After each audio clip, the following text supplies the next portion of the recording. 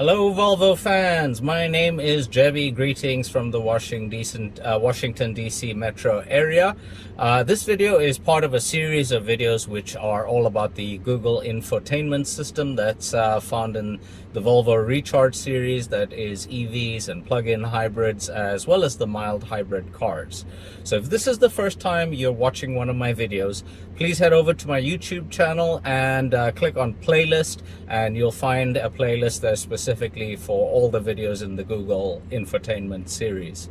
Once again, if you have any questions at all, stick them in the comments section below. Thank you very much for watching, and today's video will be all about the settings menu.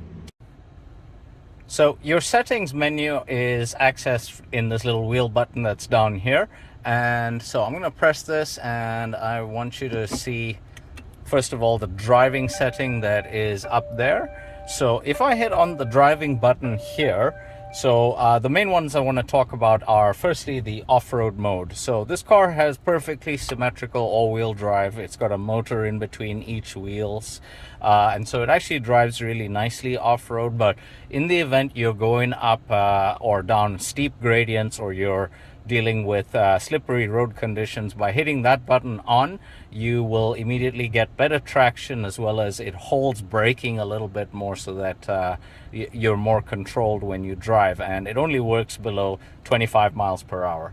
The one below that is, it says steering assist. So you do have pilot assist in this car, and pilot assist gives you both radar guided cruise control or adaptive cruise control, where the car will space itself out with vehicles that are in front of it.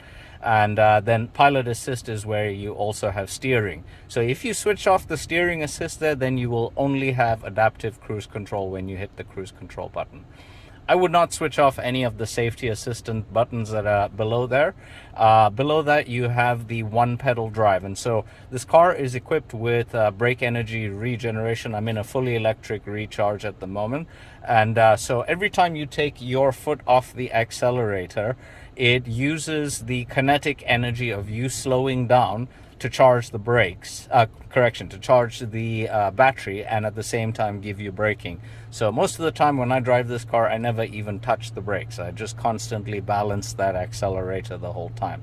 So it is the ultimate in sustainability, because otherwise you usually just use up your brakes, and here you'll save money on your brakes, and otherwise what you normally get when you press your brakes is just it converts it to heat. So it is definitely the ultimate in sustainability and savings as well. So I would urge you to use it, but there are a couple of situations where you may want to turn that off. If you're driving on a longer journey where there is no stop-start happening, you're on cruise control, you can switch that off. And if anybody's feeling sick in the car because you're driving it like a bit of a hooligan, then please switch that off as well. Steering wheel firm, I personally like a more firm steering wheel, and you can expect that as you speed up the car, your steering will actually get more firm anyway. It does have an adaptive feature there. Then we're going to go over next to charging. And so the first thing I'm going to talk about is charge limits. So batteries tend to like to be around 50%. I want you to start thinking of a battery like a seesaw.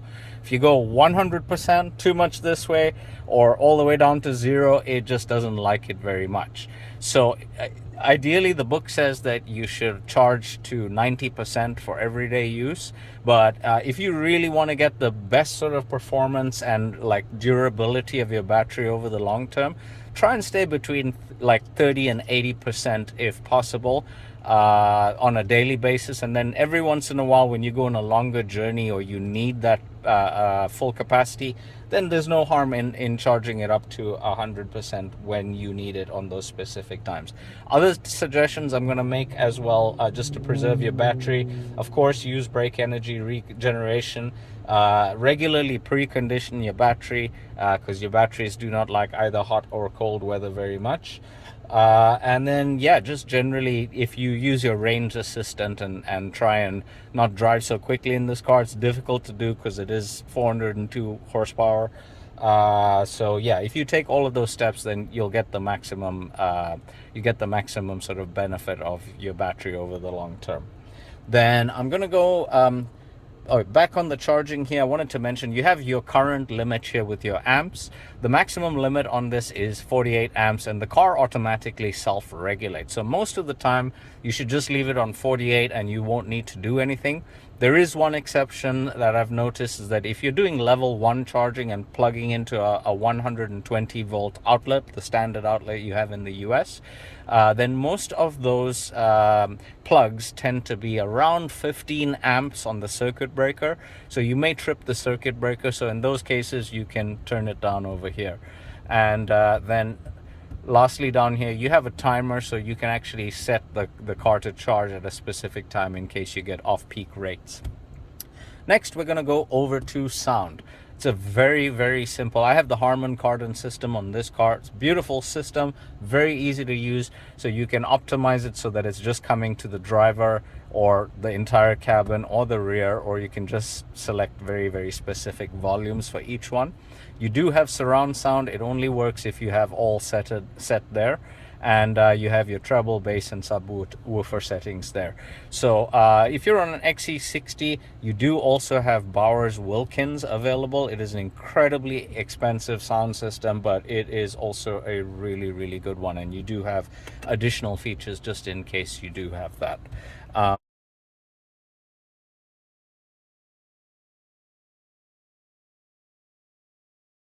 And so I'm going to go over to connectivity. And so connectivity is an issue that has come up a number of times when people have lost it. This car is equipped with it's got Google connected services for the 4 years that you're under warranty.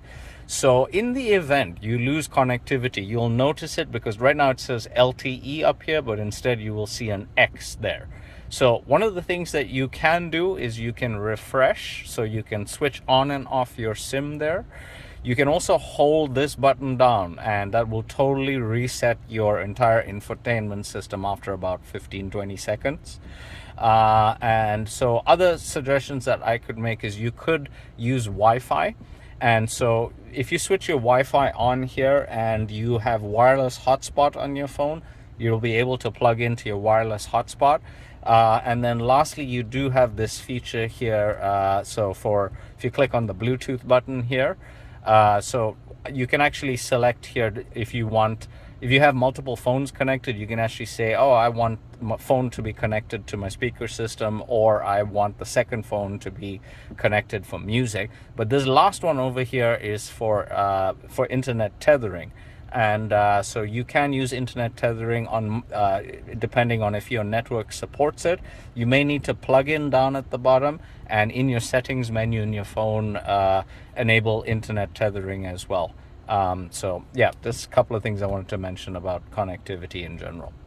Next, we're going to go over to controls. This is one that you're likely to use pretty often. And so the headrest fold button will fold the headrests at the back there, so you can get extra visibility while reversing in a tight space. It does not raise them again. You will have to manually put them up. Then your wiper service position sets your wiper at a higher point because they're normally retracted, and that is what you would use in case you were changing your wipers. Everything else in here is pretty self-explanatory. So I'm not going to comment any more about those ones. And so applications here, this is where you set, for instance, are you allowing a certain app to access your location data? So you can allow different permissions for each individual app. Profiles. So under profiles over here, so there, first of all, I want to mention you can edit the name of the profile here. And if you want to add a new profile or select between multiple profiles, you pull down this menu over here. And then when you click on this one here, you can select between different profiles, or you can go add a new profile there. And now if I go back to profiles here, other things that I want to mention, you can connect a key to a specific profile. And you can only connect it to one profile. You have two keys, so you can do one for each profile. And then that way, when you come to with your key to that car, it will immediately set up your side mirrors as well as your seat settings the way you want it to. So it recognizes you by the key. And then the Volvo Cars app, I'm going to do an entirely separate video because there are a few sort of intricacies about it. So that's where you would set your Volvo Cars app up, and I'm going to do a whole video about that separately. Your accounts, that's where all the different accounts you have on the car, and screen lock allows you to set a little passcode here so that nobody can access your screen without knowing that passcode there. And that is basically everything I want to talk about on profiles. Thank you for watching my video today. I really appreciate your support. If you have any questions at all, please stick them in the comments section below. Hit the like button, hit the subscribe button, and hit the share button, and enjoy your Volvo.